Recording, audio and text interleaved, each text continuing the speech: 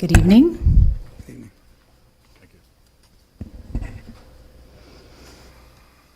Thank you.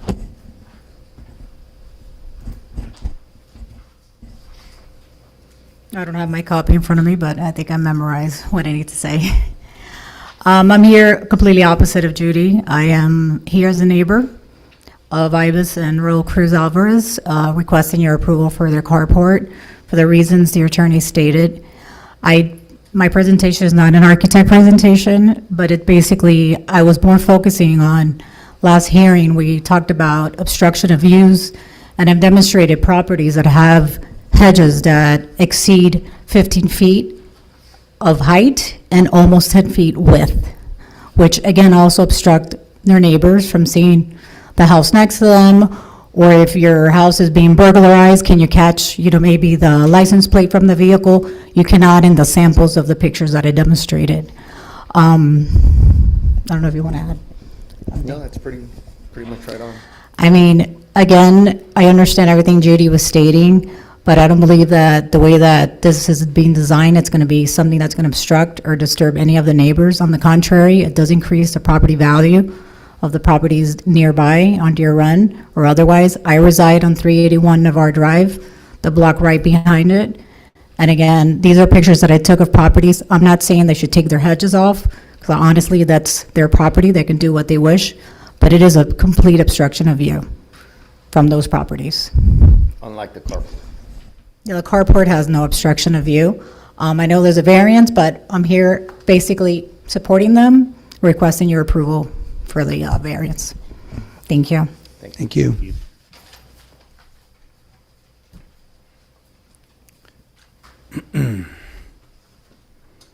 Gentlemen, any points you want to discuss before I? Mr. Mayor, the applicant did reserve time for rebuttal. Okay.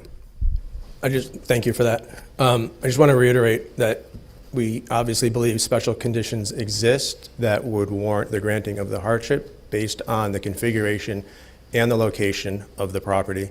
And it's a protection of both personal property and possible injury to humans. So we appreciate your consideration. Thank you. Thank you. Through the chair. Go ahead. So, Ms. Mejia, you passed this out, right? This is a rendering. Does it look like what they showed us? In my presentation, it has Sorry. dimensions of what they. I'm sorry. to Can you speak at the to mic, microphone, ma'am. please? Yeah. Because it does not look what the applicants have shown us. I was basically demonstrated the measurements that are there. Those are the measurements of the carport. The How height, long is a carport? 24 inches, I believe. I mean, 24 Cars feet. fit under a carport like that? I'm sorry? How many cars would fit under a carport like that? Like that, Yeah. would say with that width, maybe 2 to 3 vehicles, depending on their size. Said you have 2 to 6 at any time at your house, 3 to 6 vehicles at any one time? They have the capability of You- putting their you said vehicles somewhere else. 3 to 6 at any one time at your house? 3 to 6, no. No? No, okay. So, I mean, what I'm saying is that at any one point, there will be a car exposed, whether there's a carport or not. No, ideally, if I have my carport, I'll make sure that whatever cars are in my house. Ma'am, you'd have to speak in the microphone. I'm sorry. This is being Just want to recorded make, and we I want to need- make clear that, we're all talking the same thing. What was the question? Good evening, sorry. So I will make a point of making sure that my cars are covered. That's the purpose of the carport, not having my cars exposed. I would not have cars exposed. What's the point of doing this? That's the same thing as relocating it, right? We've looked at all the options of relocation, and even in the backyard, there's no space, but even if there was space in the backyard, why would I put a carport in the backyard if the balls don't hit me back there? There's no point in doing that. The balls don't travel. They don't cross my house, no. So far, unless we kind of figure out a way that there's a magnet that's going to pull them that way, no. They haven't gotten to the back yet. That's to my earlier point about Yeah, the so gravitation I don't know. anomaly. Not yet.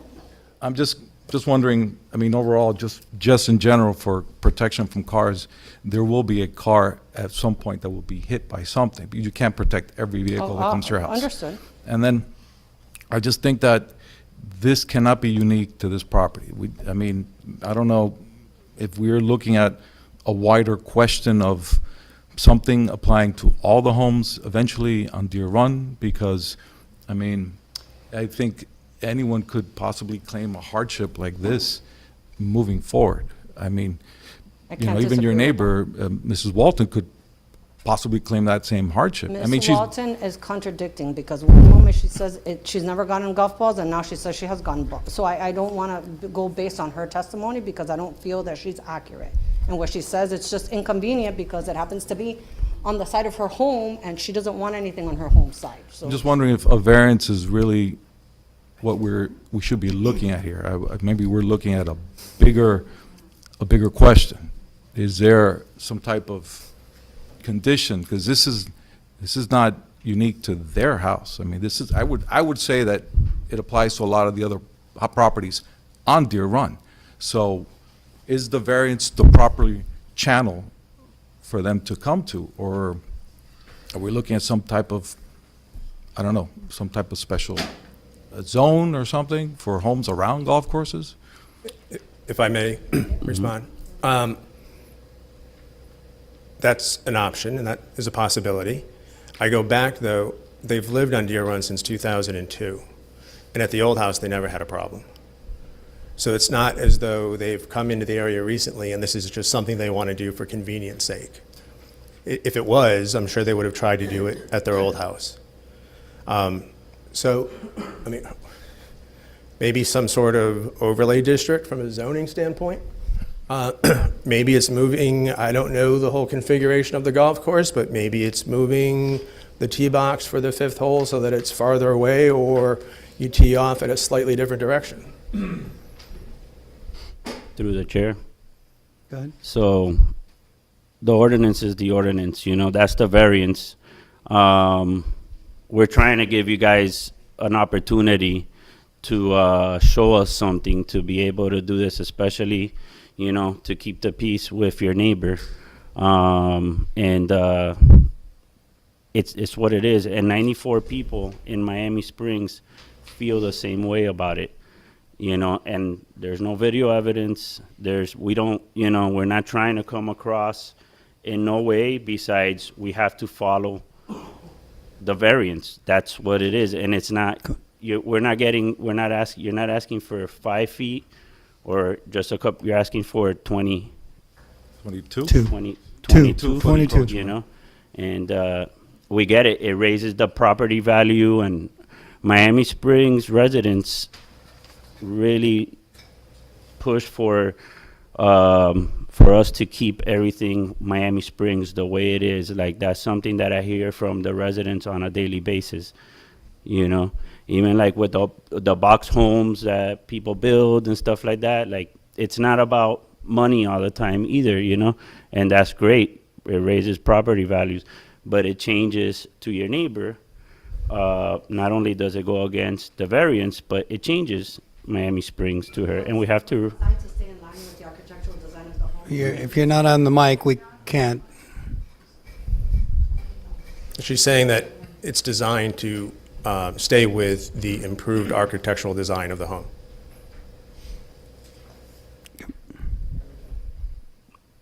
How many houses there on that block have a carport like that? That goes none, you know, obviously, because it's not in the variance. So you would be the only one with a carport coming up to, you know, within 8 feet. So it does change. I get it. It stays with the design, but it changes the open front lots that we love to have here in Miami Springs. Huh? But that's also, We'll get to work on that and see, you know, we have a list here now of properties that have it, and we'll see, we'll work with our team and see what we could do about that. But right now, we're working on your case, you know, and what I would hope to see is, you know, at least, because from when Judy reached out to me, she told me how nice you guys were, you know, and that this isn't personal or anything like that. So. All right. Okay. Our options are to approve with conditions, or deny the variance. Unless you guys have any questions, I'd like to entertain a motion to do one of those three. So, Mr. Mayor, Sure. Hold on. Go ahead, Vice Mayor? You're on. So I like the design. I agree it is in keeping with the architecture of the house. My concern is, which I didn't realize until it was brought up last time, that it's a 77% encroachment on the setback, which is significant. You know, I know we've had to deny people for 1 foot. There's actually a letter in here. Somebody got denied for a foot, so I understand. I was hoping for a compromise that if we could reconsider, it could be reconsidered to be put on the other side, smaller, so it's a less of an encroachment. I do believe that, I understand, maybe the geometry of the tee box, et cetera, does create a special condition. It could happen. I think what nobody can get past is 8 feet from the sidewalk and 77% encroachment. There's nothing else like that. May I offer something? Yes.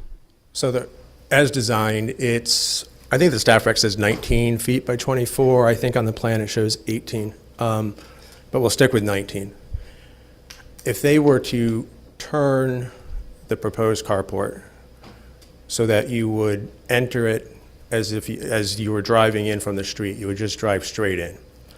That would take the 24 feet going left and right, and now it would stick out 19 feet from the house as opposed to the 24 feet.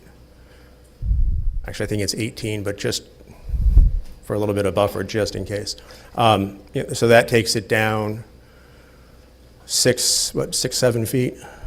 And so you now end up being, let's assume From it's, 24 to 19 is 5, right? yeah, but I think it's actually 18 on the plan, but let's go with 19, just so we don't end up with a problem of 1 foot. So 19, yeah, that's 5, so now it ends up being 13 feet from the property line. Still a significant encroachment, but yeah, okay. So, any other comments? Sure. Go right ahead. As reasonable as they come, and I've been thinking about this as much as I could, because obviously I think sometimes variances are for a reason, and they do set an unreasonable hardship on people. And then, of course, to me, aesthetically, like Councilman Lamas mentioned, they did a great job. I think it's different than a lot of the carports that we see out there. And yeah, definitely code enforcement. I think we need to go to work. If I see those hedges, those are the ugliest things I've seen. But overall, the encroachment is big. But more importantly to me was if there wasn't a reasonable alternative. And I can't lie, to me, I think there is, alternatives that would be less of an impact on this, including, as the councilman mentioned, and I mentioned in the last meeting, I know aesthetically we have a difference of opinion on the other side of the house. Yeah, I know view could be obstructed, but the way you have that carport, it wouldn't be as impactful on the view. So to me, that's been the biggest thing that kind of made me lean a certain way, is that there are reasonable alternatives. And if I didn't think that there was, then there would be something different, but I think there is. And through the chair, we have a pretty unique situation today, and I don't mean to call out our golf director, but I mean, just to make sure you don't leave anything on the table, is there anything that, if he's willing to, to ask him about the box, or? Kevin, you're not the one hitting the balls into their yard, right? No. All right. Ms. Clerk, could we have our golf Please. director sworn in? Please raise your right hand. Do you swear that the testimony you're about to give is the truth? Yes. Thank you. Yeah, I mean, I've been here for a little over 2.5 years, and I haven't gotten any complaints over there. Is it possible? Anything's possible, right? Especially in golf. T-box has not moved since the renovation. That is one thing I did look up. But again, anything's possible. Balls can go over there. There's a lot of trees on that side, so I'm sure they get caught in the trees. I'm sure they're probably not flying into the home. They're bouncing off a cart path or off a road, and going across. So from that standpoint, again, anything's possible in golf. There's a lot of good golfers, but there's a lot more bad golfers than there are, so. I'm one. So. Good? Okay. Is there anything Awesome. that maybe the attorney might want to ask? Thank you, Kevin. Sorry to single you out. I appreciate the opportunity, and I'm sure he doesn't like being put on the spot. And if I said, can we move the fifth tee box, I'd love to hear the answer yes, but I'm sure that's going to take a little bit of study, but I did just hear that anything is possible in golf. There you go. Yeah, so like if you were to look at that, I mean, then it could potentially go further down or, further back. So when you purchase on a golf course, those are inherent risks that you take when it comes to your cars, your windows, et cetera. And every course that I've ran has been with homes surrounding it. So it's just something So I've seen before. from where the tee box is in that hole, how likely is it for someone to, slice it out that far out or, I wouldn't be able to put like a percentage on it or anything like that. Some of the Thank people you. I've seen, it's possible all the way up and down. You're on the second shot. It doesn't even just have to be off the tee shot. The biggest thing I see is a lot of the other homes do have big trees in front, so maybe that curbs it a little bit. But again, it's so hard to tell. We're fortunate enough to have a lot of golfers, right? So there's a lot of variables when it comes to that. do we have any trees on the golf course side? On There's a that ton side? on Deeron. Okay. Yeah. Thank you, Kevin.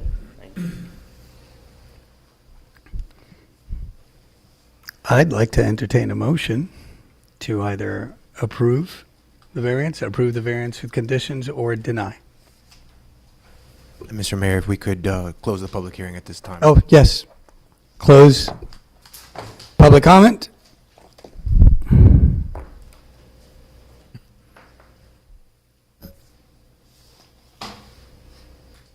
Anyone?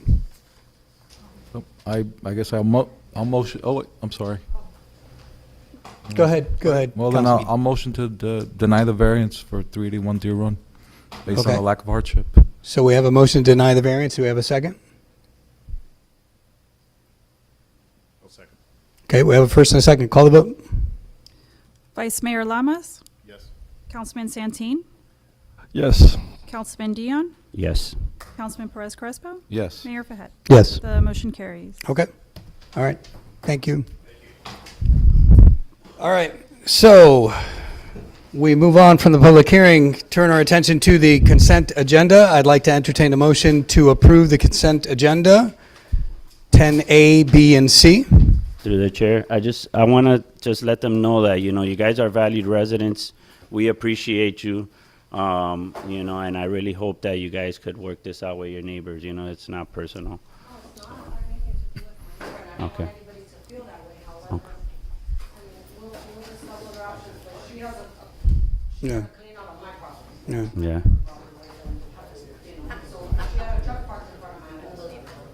All right. Thank you. Thank you. Thank you. Okay. All right. Can I have a motion to approve Motion to 10A, approve- B, and C? Motion to approve consent agenda, A, B, and C. Okay, do I have a second? Second. Okay, call the vote. Vice Mayor Lamas, Yes. Councilman Santeen, Yes. Councilman Dion, Yes. Councilman Perez Crespo. Yes. Mayor Fahet. Yes. The motion carries. Okay, we have no previous or unfinished business, we have no new business, but we have other business. A request by me to discuss the Northwest 36th Street corridor height limitations map.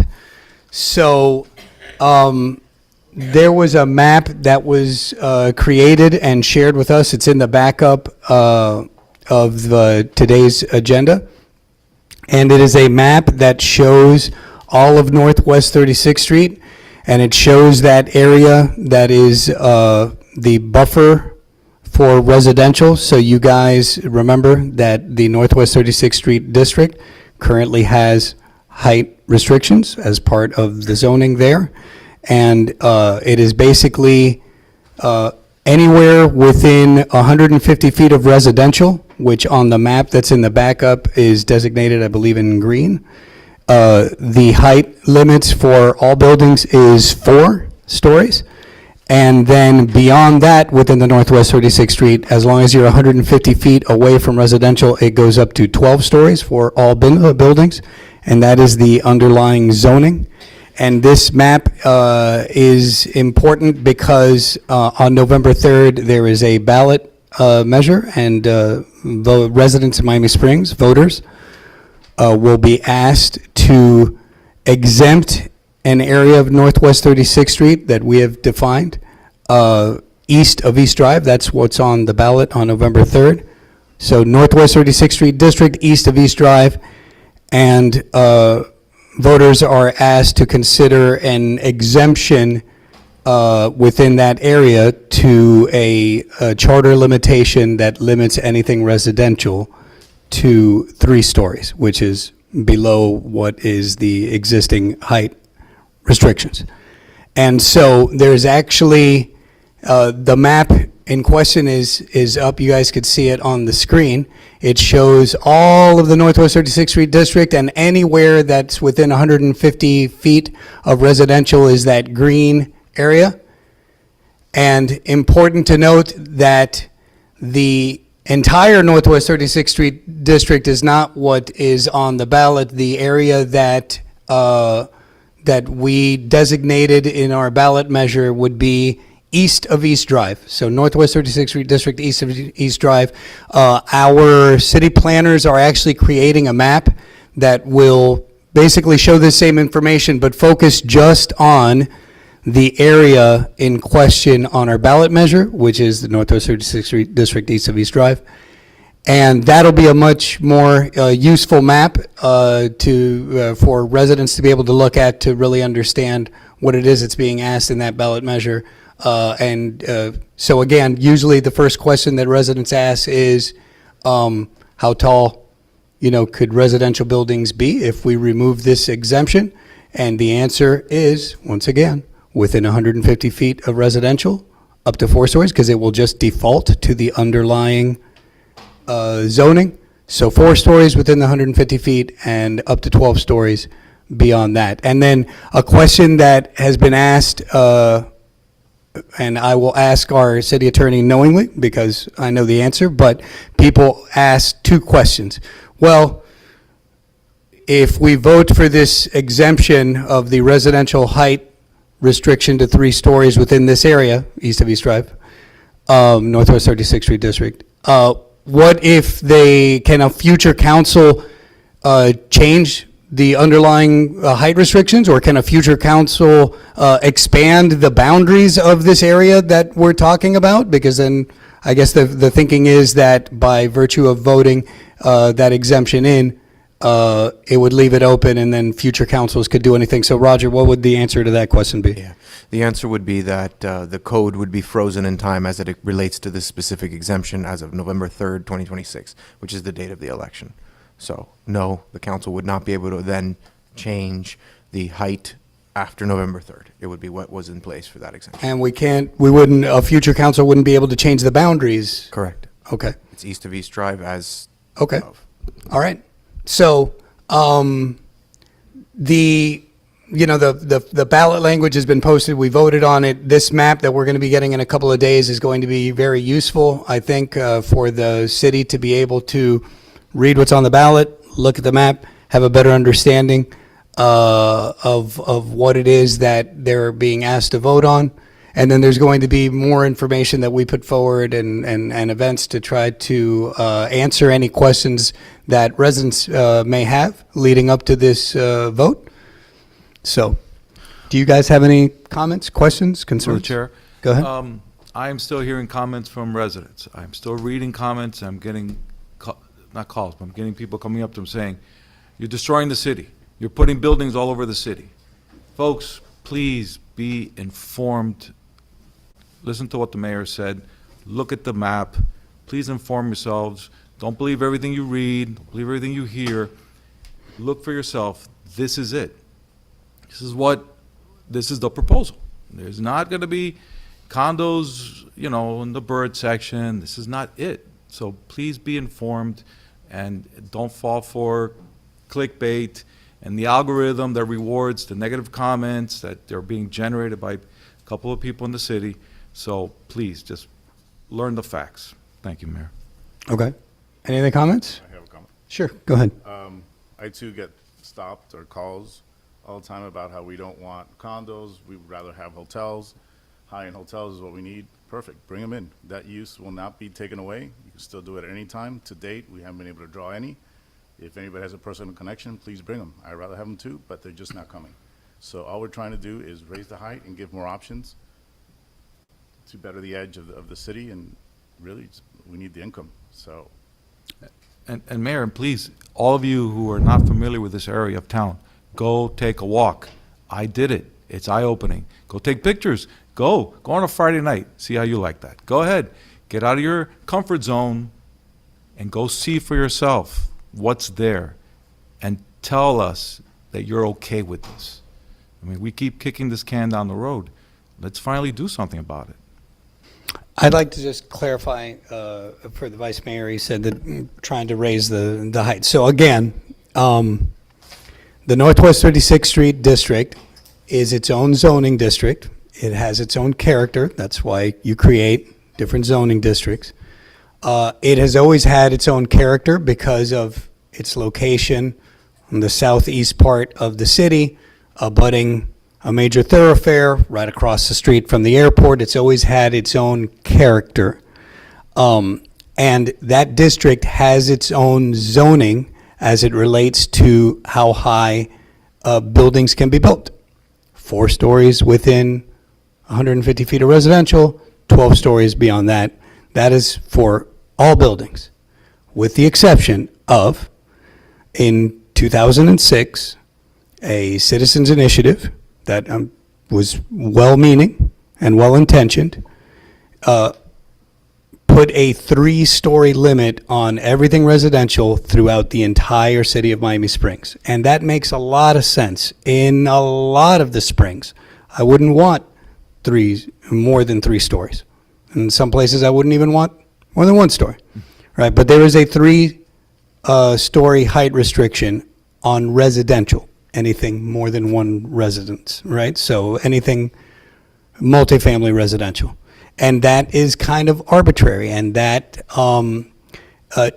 it limits what that district that has its own character, that has its own zoning, it was usurped by this citywide restriction that only applies to residential.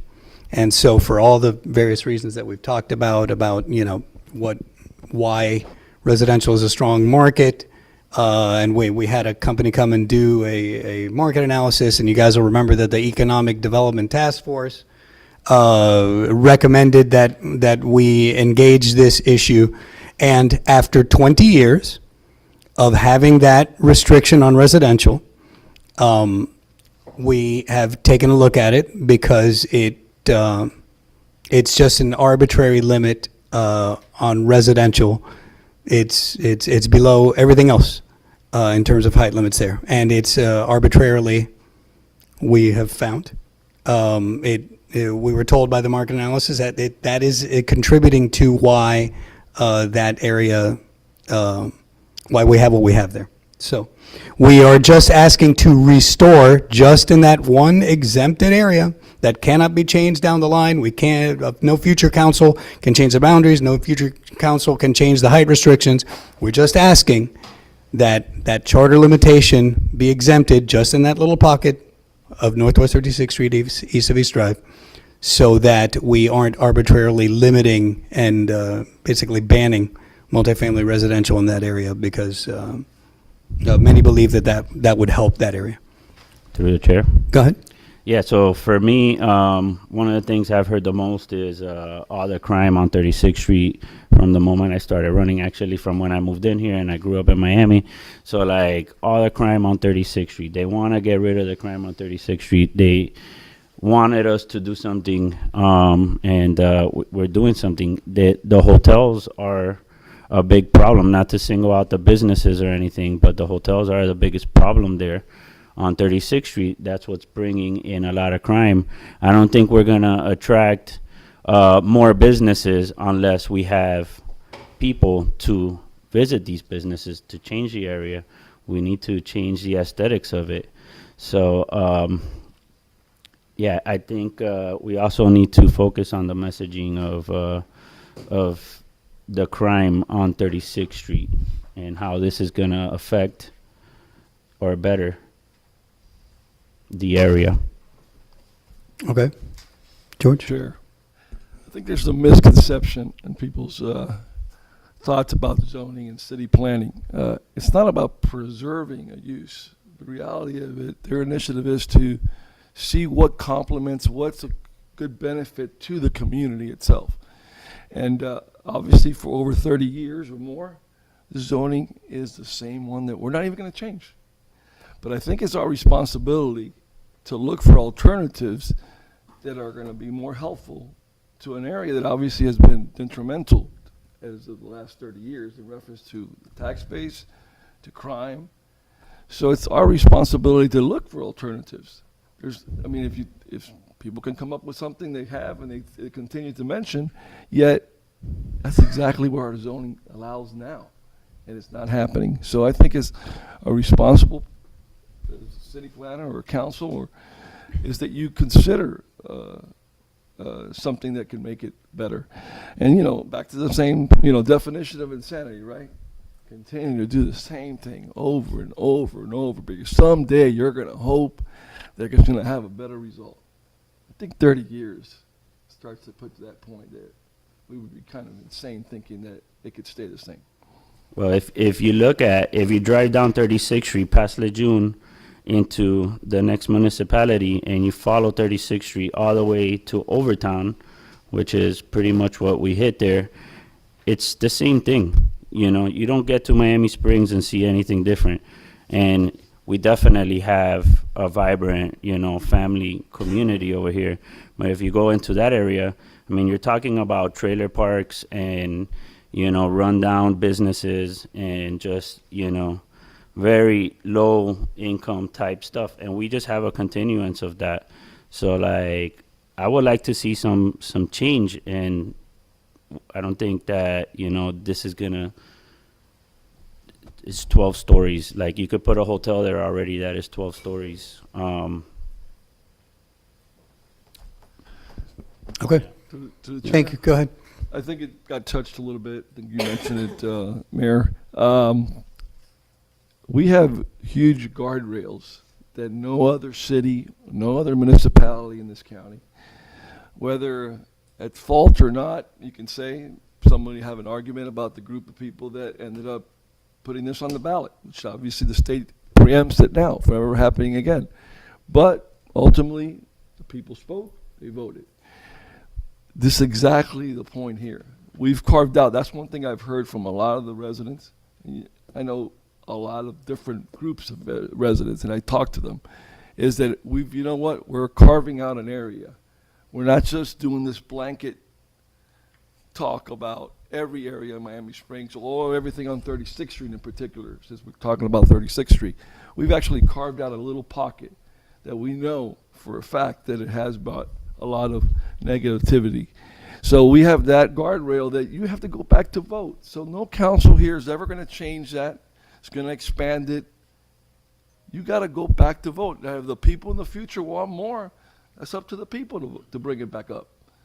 But that guardrail in the city of Miami, Coral Gables, North Miami Beach, North Miami, they do not have that. So this whole thing about, that's how they start. And tomorrow they're going to go to the next block and the next block and the next block, and before you know it, they'll be down Heron Avenue. Okay? It is not true. We have a great guardrail, which means that we have to make a charter amendment and the vote by the people to get this changed. So to me, we're doing it the right way. We're being responsible by taking one step at a time for this town, because this town is very delicate, because that's why we live here. We want to protect it. So we decided to carve it out, and we have the guardrails there from any future change without the people's vote. But like I said, it's part of the responsibility. 30 years, this zoning is the same. We're not even changing those zoning uses. All we're saying is we have to try to figure out what could complement this and be a benefit to our community? How about doing like a social media campaign on all the crime on 36th Street as it happens? So I'll just refer to what you mentioned, Councilman Santin, that the state has disallowed what they call zoning by referendum, which is what happened back in 2006. They have since disallowed that. But ours from 2006 is still in place. I think that it's worth, all interested parties considering what the effects of that decision back then have been and what the effects might potentially be if we were to make a change, and that's what's on the ballot and is being proposed. And the map that we're going to receive in a couple days will help, and the city will be posting, it was already posted and voted on publicly, but the ballot language and some frequently asked questions, there'll be resources and places for people to go to get answers, and they'll be able to look at the map and kick things around and ask us questions, and we'll do our best to answer. And then the people will speak, and we'll go from there. Any other comments? I know we could do it. The people saw something in us that, because everybody ran on 36th Street and bringing, change to the area, and they saw something in us to make the difference, So I think we just have to stick with it, continue to work hard, and if we got to come back to the drawing board, we'll come back to the drawing board. But we're not going to stop until we bring some change to the area.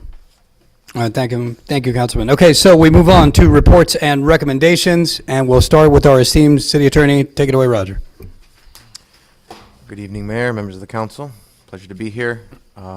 I have two comments today. The first is that the Saturday Centennial Celebration event was phenomenal. I enjoyed it very much, and I have to say, the mayor, you gave an incredible speech. I really, really, really liked that historical approach. The second point that I want to bring up is in relation to the FPL MOU for placement of utilities in the alleyways. I've been working with the city manager in lockstep in trying to resolve some issues that we see with the MOU as it relates to serious liability that the city could incur. We're working in good faith with FPL. We think that they're working with us in good faith as well. And I'm sure JC will talk on that if I'm missing anything. You're hitting it perfect. But you should expect that in the near future. Thank you. Okay, move on. Reports from our city manager. Mayor, thank you very much. I just wanted to, I don't want to steal your thunder, Councilman Santin. This weekend, honestly, 3 years ago when I started, that was the main thing you and I worked on. Everything from the Centennial, just everything. And to see it there coming to fruition, it was a really proud moment for me as a city manager. But not just because of what was accomplished, right? It was incredibly, just completely incredible, and I think we could all agree on that. For me as manager, it's how we accomplished it, right? So I do want to acknowledge our team because it was every single department that pulled this weekend off. From the clerk's office, from the clerk's office to sending the invites out. We had Juan Pena, Public Works, handling the construction of the actual facility, and then also making sure that after the event, everything was cleaned up. Kevin Morris at Golf for the drone show. We had Caitlin Smith and the Parks and Rec team handling pretty much the entire weekend of events. Chief Sandoval and Deputy Chief Vargas handling the security.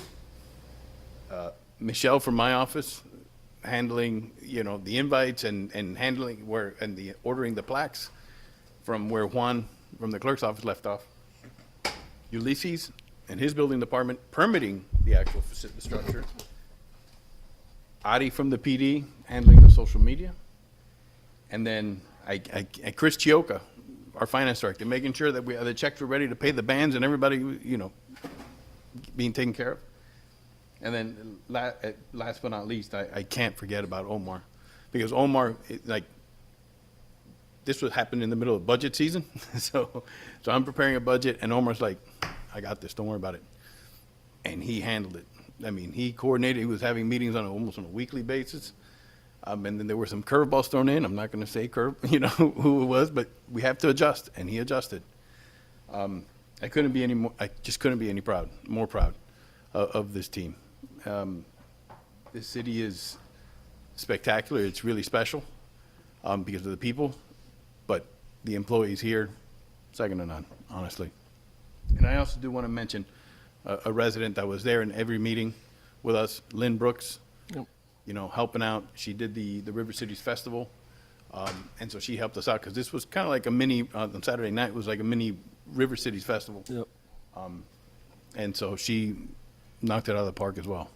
But to the staff, thank you. Thank That's you. all I have. Omar. I'll keep it brief. Just like the manager said, the staff,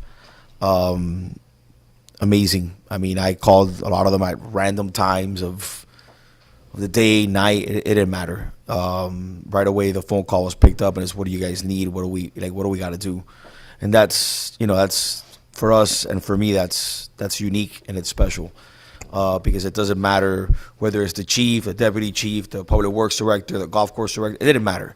It didn't matter. Everybody just came together for one cause, and it's really cool to work with people like that. And for me, it's a blessing. It makes my job so much easier to be able to count on people of that nature. So I wanted to thank them and you guys for your support and trusting us and putting on that type of event. It means a lot, and we appreciate it. Awesome. Thank you. All right. Reports from our city clerk.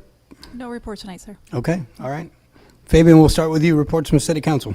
So I want to, Mayor, Council, I want to thank, from Friday night, Omar and Chief Sandoval. We were out there getting the getting the monument ready, cleaning it, doing what everybody pitched in to get this thing ready. You know, I think back before I was elected, the origins of the statue and all that drama behind it.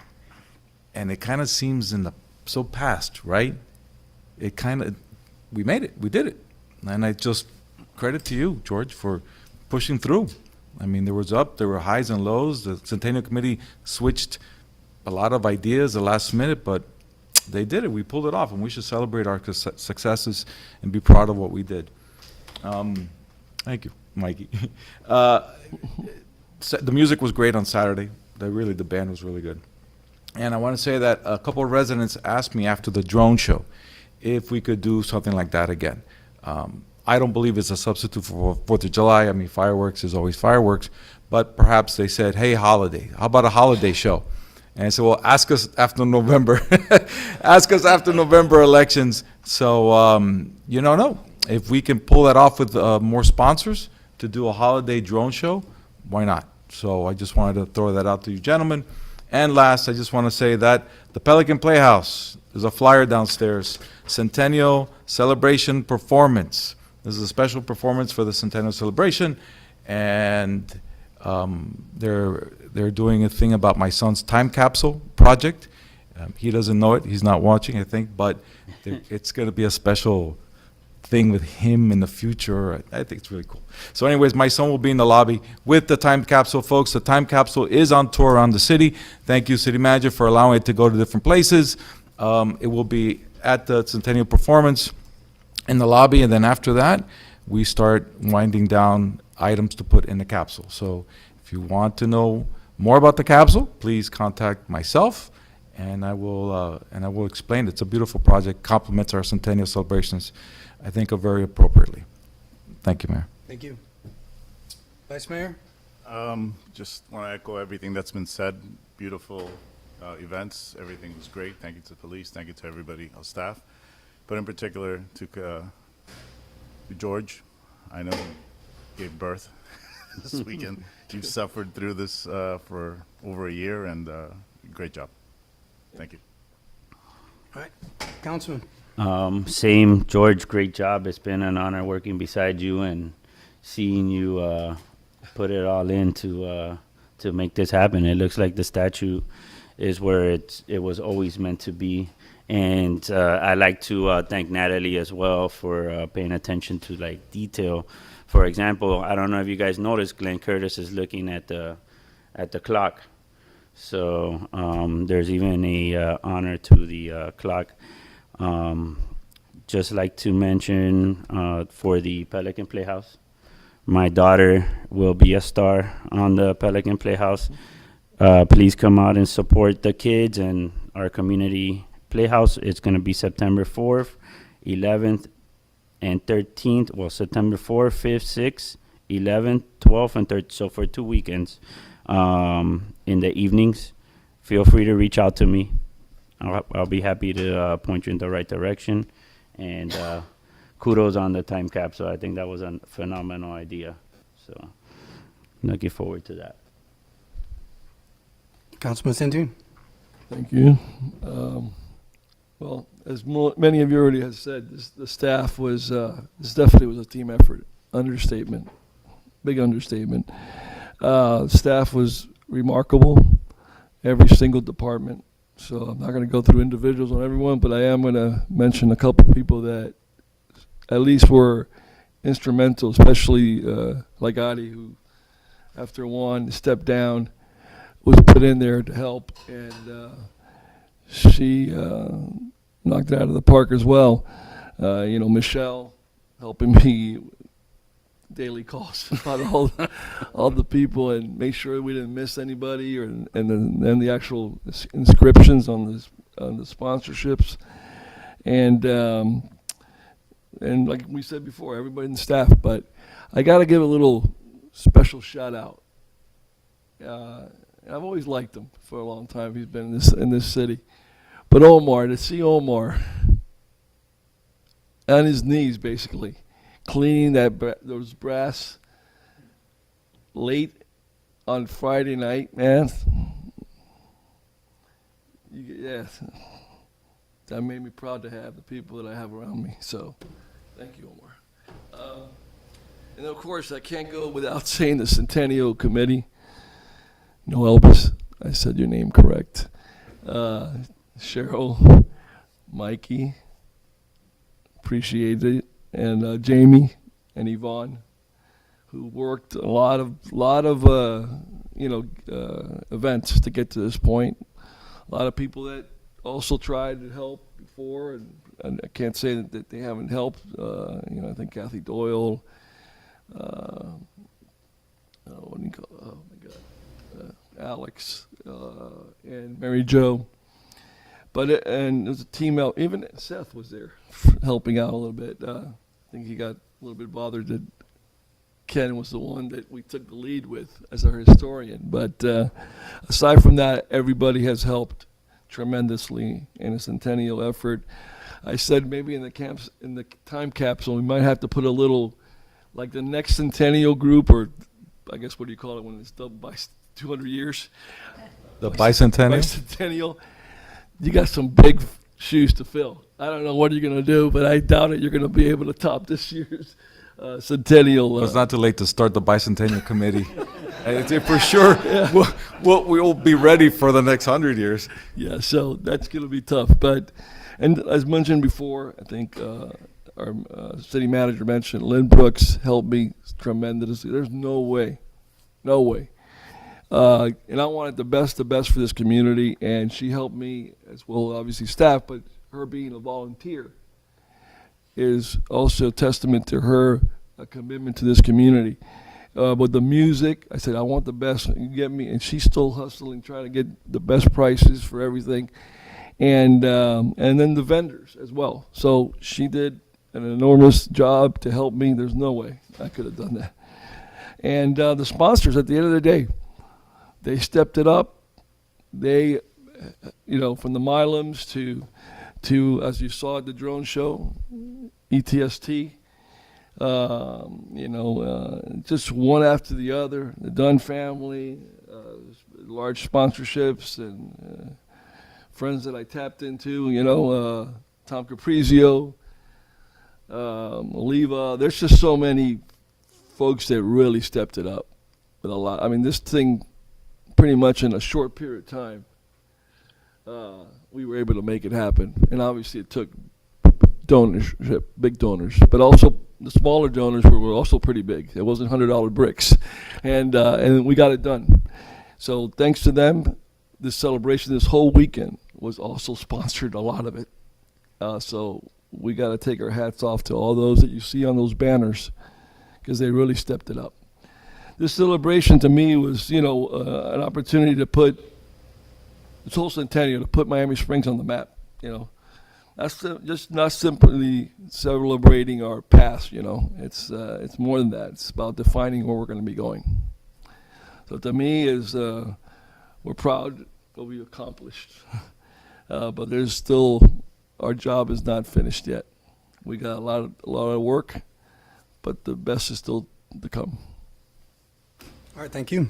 All right, yeah, I mean, I have to echo the same sentiments. Members of the community came together as part of the boards, the Centennial Committee, just volunteers, members of the community, staff went above and beyond. This was so much coordination and so much in terms of logistics, and every single department came together. And obviously the benevolence of donors and sponsors that made it happen. And I have got to shout out Councilman Santin.